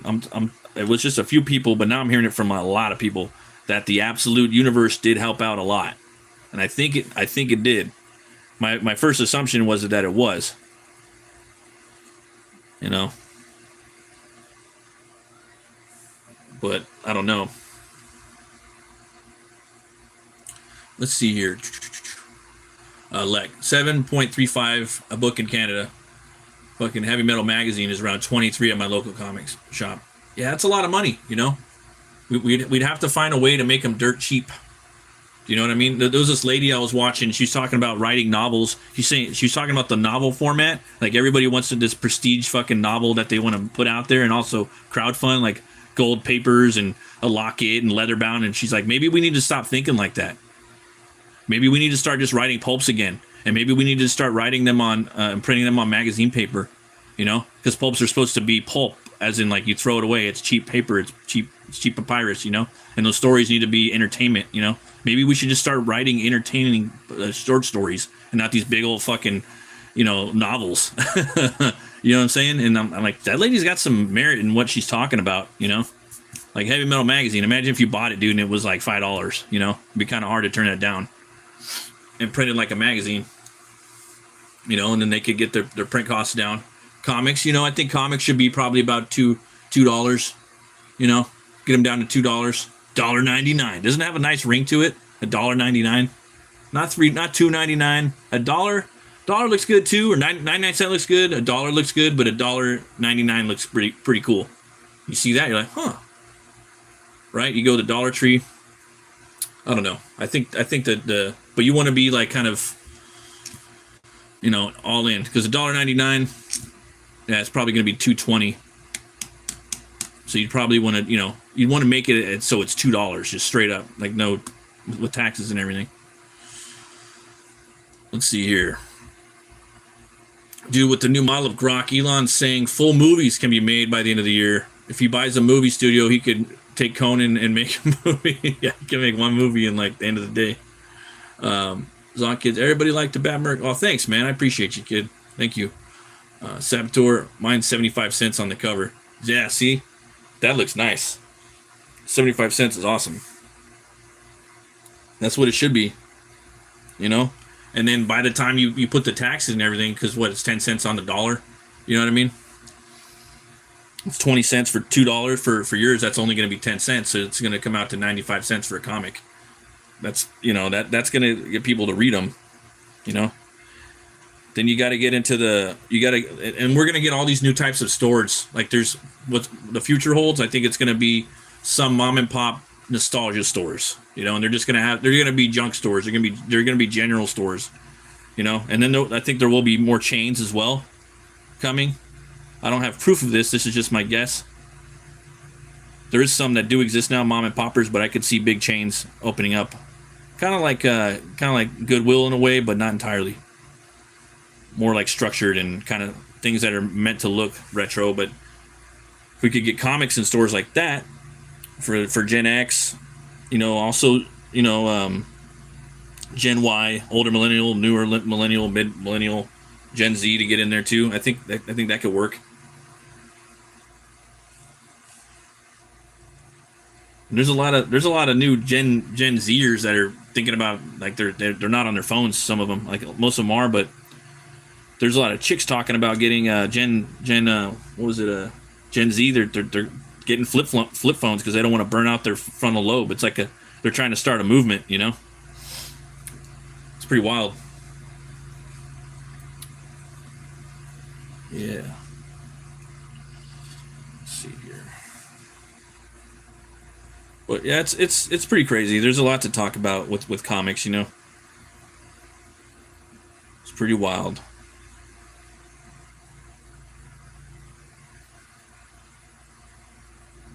But yeah, the whole variant thing, that shit ain't going nowhere. Because I'm pretty sure that's what's keeping the comic book industry alive at this point. It's just that's what it is, you know. So if you can get yourself a little a little variant action, man, more power to you. Because that's where some money's at. And don't feel ashamed if you're doing that, you know. That's awesome. I should probably get this up right about here. And I'm gonna put that like that. Sorry guys, I went on a little Spurg rant right there. But I think it's important, you know, that we talk about that stuff. Because I got, you know, Lex in the chat. He buys the same comics I do, and other people too. Artists, independent creators, you know.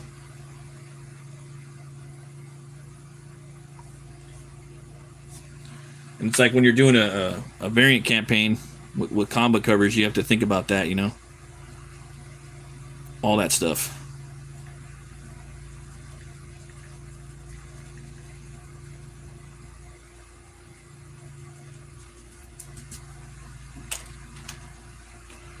Get the little strap.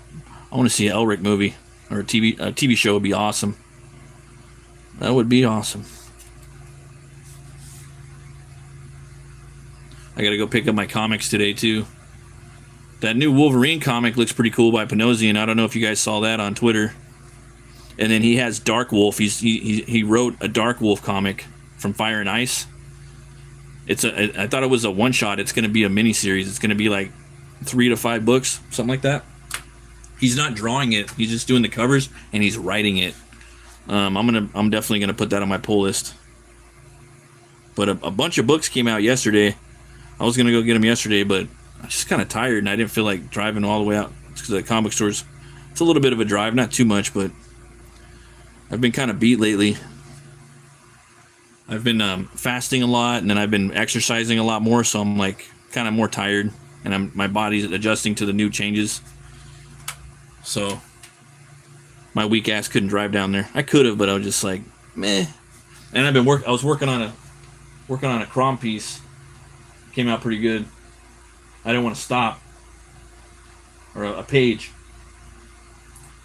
And it was something that was in my head for a few months, and I got about 90% of what was in my head on the page, and I was pretty happy with it. And in my Crom story, Crom Jr.'s in there. I got Crom Jr. Crom and Crom Jr. You know, and I was thinking, how the fuck am I going to design Crom Jr.? Is he going to look like He-Man running around? But I did it, and it came out okay. So that doesn't happen too much. It's always cool when you tap into the ether, and you're able to the muse. You're able to muse it up. See, it's a 5-parter about how Logan goes to Florida. Probably going to be great. Yeah, I'm totally getting that, dude. I like Dan Panosian. He's awesome.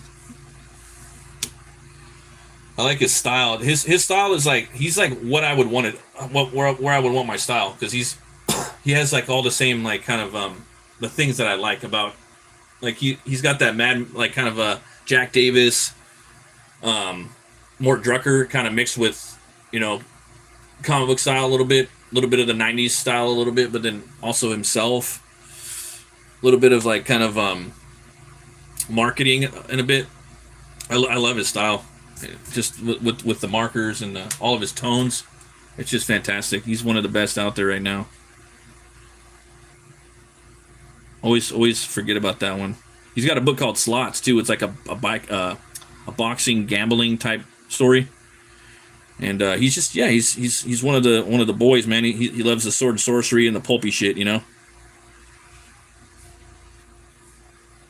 It's cool. Yeah. Let's see here. So yeah, I'm excited about that. The new Lobo, I read the newest, not the newest one, but the one before that. It was done by a different artist. It was okay, but it was just like kind of. I figured I would review the newest one and then the one before it together. I haven't done that in a while. 2 books at once in one video, so I'll probably do that. And then I got a Corpse Night book I want to read. That's really cool. I like the artist on there. He hasn't really done much work. His name's Matthew Roberts. He did a book series called Manifest Destiny. It's really good. So, and I'm liking the Corpse Night. It's from the director of The Nun 2. He's the writer of it, and it's pretty cool. So you get that his art, and then that director. I guess he was writing the Corpse Night movie in France when he was filming The Nun 2, because that movie takes place in France. I like the Nun movies. They're kind of fun. I really like the first one a lot more, though, to be honest. But yeah, I dig that character. I don't think they're going to make any more of those movies, though, because the actress that plays the nun, she was suing them because they weren't giving her enough royalties for the likenesses, I guess, or they weren't giving her anything or something like that. So I don't think they're probably going to make any more. Yeah, I don't know what the box office numbers were like either, but yep. A lot of exciting things, man. I'm so happy to be able to draw and make comics and do this stuff live. It's a privilege not a lot of people get to have. Now, let's see here. Yep. Okay, so we got that. Trying to think of what I wanted to have right here. I know I wanted some of those crazy, like, things in the background. Yeah. This is a crazy, like, crag right here.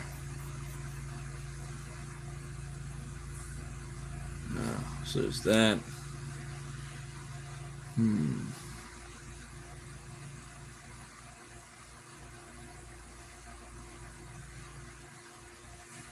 Maybe. I'm trying to think of him summoning up like some demons. I was thinking of like maybe having him fly to the background right here. That might be kind of fun.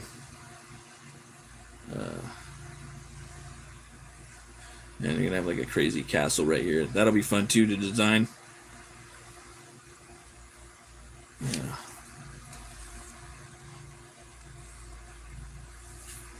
We got another. Probably gonna have a damsel down here. Kind of didn't want to, but I might do it. What's that? Yeah. Sometimes the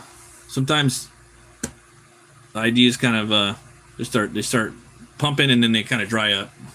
You got to step away for a little bit and then come back to it later, you know. It's all good. I don't like to force things anymore, especially if I don't have to. Yeah. There's that. Did get a lot of stuff done on here today, so I'm happy about that. Let's see. Boots right here. Maybe I'll do something like this. Maybe we'll put like some diamonds in there or something. Like that.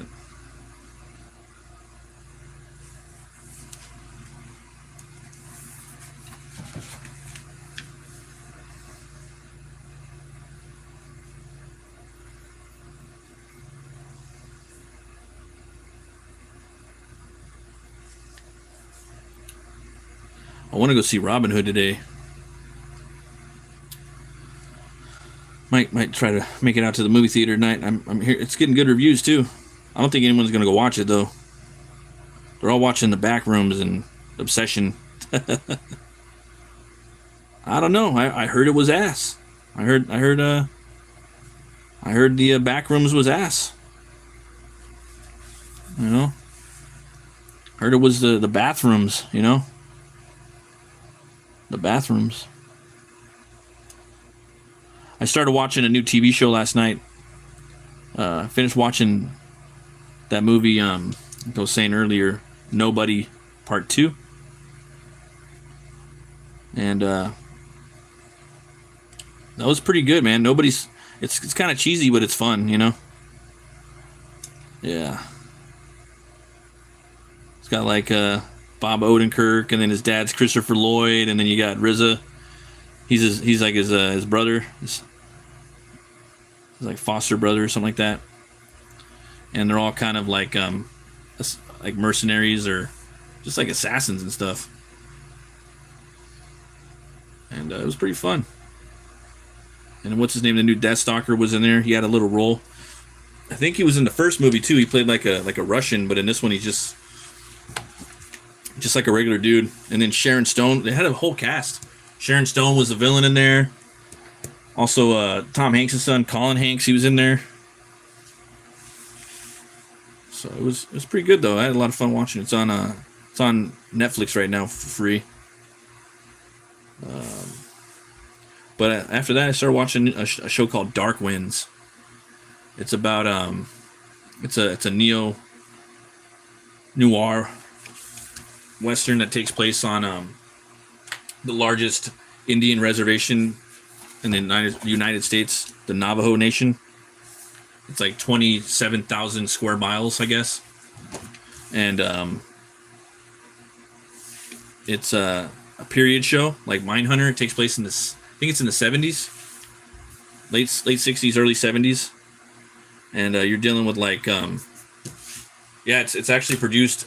The executive producer is Robert Redford and George R.R. Martin, and it's on. I think it's on Netflix, or it's either Netflix or Prime right now, and it's pretty good. It's got the Indian guy from Longmire. He's also in Bone Tomahawk for a little scene. I forget his name. It's like McCormick or something like that. I forget his name. Zach McCormick or Zach McLaren. Zach McLaren, that's his name. He's a Native American actor, but he's the main character. So if you like Longmire, I'd say it's more like Longmire than it is like that other show. What's that other show? Popular Yellowstone and the Dudson Ranch shit. The Dark Winds is more. It's a little more interesting too, to be honest, because it's on the Indian reservation, and you have three sheriffs that are on the reservation, and one of them's like a new kind of rookie cop. He's actually part of the FBI, but he's working with the FBI, and he's also working with the reservation police. And it's pretty cool. And there's some like kind of mysticism, some Native American mysticism in there going on. Like they have an Indian witch in there, and I was like, this is cool. I like this shit. So I was digging that. Wasn't great, but it was definitely worth the watch. It's entertaining, and I guess they already got 4 seasons, and they're filming a 5th one. So I would recommend it for fans of like Longmire and some of the I would say more Longmire, because it's detective oriented, not crime. It's not a crime western of led by the crime of the protagonist or whatever, the main character. It's the detective. That's why I like Longmire more than Yellowstone and whatnot, because he's a detective. He's a good guy, you know. And then the Duttons they're mafia. They're cowboy mafia, you know. What up, Tank? How you doing, brother? Good afternoon to you too, man. I was talking about this the show called Dark Winds. It's produced by Robert Redford, you know, and George R.R. Martin. It's pretty decent. Takes place on the Indian reservation, the largest one, the Navajo one. Yeah, that one was really good too, and like another similar one, kind of outdoor. I like the outdoor cop shows, I guess. Another one is called Untamed, and that one takes place in Yosemite, and that one has Eric Bana in it, and that one I highly recommend as well. So, and that one has 1 season. I do recommend that. I think Eric Bana was, you know, he's a great actor. He kind of got, I don't know what happened to him. Maybe he stopped acting. Usually when they stop, that means they're not getting roles. But I remember kind of ever since Hulk, I didn't really see him that much. He did like Hulk and Troy, and then he did Deliver Us from Evil. I thought that movie was dope. It's like Exorcist meets like, I don't know, police procedural, a little bit like that, a little bit like End of Days. He did that one. That one was really good, Deliver Us from Evil. But I haven't seen Bana in a long ass time. But that show Untamed is good. He's in it, and also Sam Neill from Jurassic Park. He's in there. It's got 1 season. I recommend that. It's kind of sad too. It's kind of sad. It's got a cool little like storytelling dynamic, like in the first few episodes. Or I don't want to spoil it, but yeah, fuck it, check it out. He's trying to solve murders in Yosemite. Let's see here. Oh, you've heard good things about it. Probably Dark Winds or the one I was talking about. Yeah, I mean, I fucking love cop shows, man. But they gotta hit all the right notes, you know. Dark Winds. Have you heard the new Lamb of God yet? No, I haven't. It's pretty good, or what? I was never really a big fan of Lamb of God, man. I never got into him personally. I seen them live one time though. I think they're cool. I just never really got into them that much. I think the music just kind of, I don't know what it is. I just never grasped towards it for some reason. You know, I never, yeah. I probably like it more now than I would have back then. Back then, I needed more variety in my metal. Now I could kind of just sit there and like, this guy's gonna, because as a vocalist, I always wanted a lot of different variations in vocals a lot of time. But now I don't give a fuck. Now I can like, nah, that's cool. You know, like I could do them. You know, for certain metal. You know, yeah. For the most part back then. Now I'm a little different. It's really good, huh? You'll have to check it out. There's a bunch of stuff coming. The new Devil Driver. Have you heard the new Devil Driver, dude? Fuck. That's not like they got like 10 albums or some shit. The first 3 albums are like untouchable as far as I'm concerned. Those first 3 Devil Driver albums, especially the first and second one, dude. But the new album, it drops on the 10th, and they already got 2 songs up. They're fucking solid, bro. And Dez, he's like, yeah, this might be our last record. I don't know if I'm gonna do anymore. I mean, I know everyone says that, but his wife got cancer, he got corona, and he almost died, and then he like went through a bunch of shit. So like he doesn't need the money anymore. He does he owns like a managing firm, and he's also like has a record company, and he does a bunch of shit. So yeah, the new Devil Driver is awesome. The thing is though, man, like they released the video and they don't on YouTube, they don't release the track yet. So whenever I listen to videos on YouTube, like in my car or whatnot, it's like half the volume, bro. Like I try to sub knock it while I'm driving, and it's like, you know, you can't hear it. Like it's not heavy, you know. It's so I gotta wait for the album to come out. And like I miss the days when like albums would come out from a band that I liked, and I would rush to like the record store and I'd buy the CD, and then I would sit in the parking lot and I listened to like the first 3 songs and maybe 2 songs, and I like to look at the album art and open it up, and it's like everything's digital, man. Like it sucks, like the way that they're changing the industry now. Like I miss my CD player, bro. Like I want to put my CD in my car. My wife was telling me I guess they have hookups where you can put like a portable CD player in there, but I liked going and doing that and supporting the band and buying their CD for an ungodly amount of money, you know. I think the last time I bought a CD, it was like $20, you know, and it went from like 13 to 15 to 20, you know. But I like that, you know. I like going to the record store like, you know, twice a year probably, and picking up a couple CDs, you know. But now I don't do it anymore. Let's see. For FL Studio has an auto mastering function. It's great for upgrading your auto collection. Yeah, man. I got a bunch of CDs. It's like, yeah, I just can't do it anymore though. But I don't know, man. I'm gonna try to do something probably for that Devil Driver. I'm gonna see if I can get a CD player for my car. I think I'm gonna make it happen.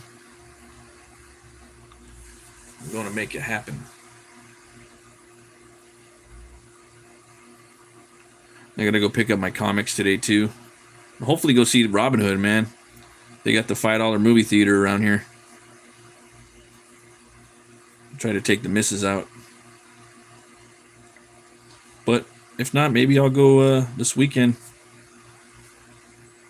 Maybe Father's Day.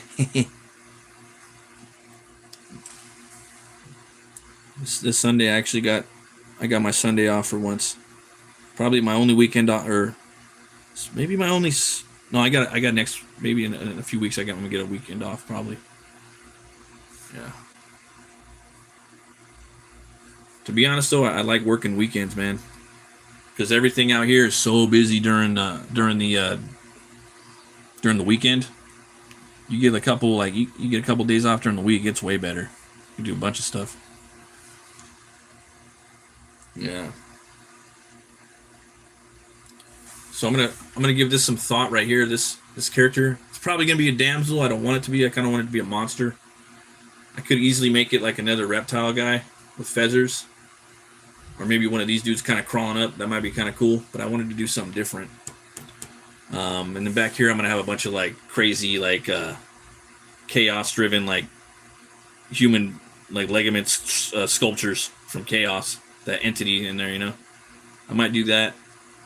Still got to do the castle, and the background. I want to make it kind of psychedelic in a way, with black and white. I don't know how I'm gonna do it, but something like a spiral, just kind of basic, kind of everything spiraling like that. You know, the motion of the swords going that way, kind of the cape is spiraling in a circle. And then the background I want to make kind of maybe the clouds or something, the sky going in that, just a bunch of spiralings. A little hypnosis. Let's see here, Tank. I ran a bunch of late 80s and early 90s hip hop, notoriously tiny through it. Still campy, but at least it sounds balanced. Oh, that's good, man. It's always great when you can get a good sound, you know, that's nice and crisp. But mixed out and mastered perfectly. It's always a job, especially if you're in your own band trying to do that. It's a nightmare. Kind of a nightmare, to be honest. But yeah, man. Thanks everybody for stopping by. I really appreciate you guys. Have a happy Friday, Junior. For me, the weekend starts on Thursday, and it always has and always will. At least the mindset, right? I'm already checked out, and I think most people are. Some people check out on Wednesday. Especially the ones working for the weekend, you know, the Monday through Friday, 9 to 5, what have you, 6 to 2:30 type shit. But, yeah, thanks again, guys. I hope you guys have a phenomenal day. I'm going to try to get at it tonight or tomorrow if I can. I'm working on a ton of different things, but this is a fun little break in the action to kind of help me with some other stuff, because you can't work the same project to death. You want to work on a bunch of stuff. I find at least it works for me that way. So I'll see you guys later. You know, always remember to be bold, be brave, and roll the bones to know your role. I'll see you guys next time. And someone asked, what does roll the bones mean? To know your role. It means take a chance on yourself, right? You're rolling the bones to know who you are. All right? You gotta know who you are. You gotta take chances. That's how you find out who you are. Don't be afraid to take chances. Don't be afraid to lose, so you can learn, guys. All right?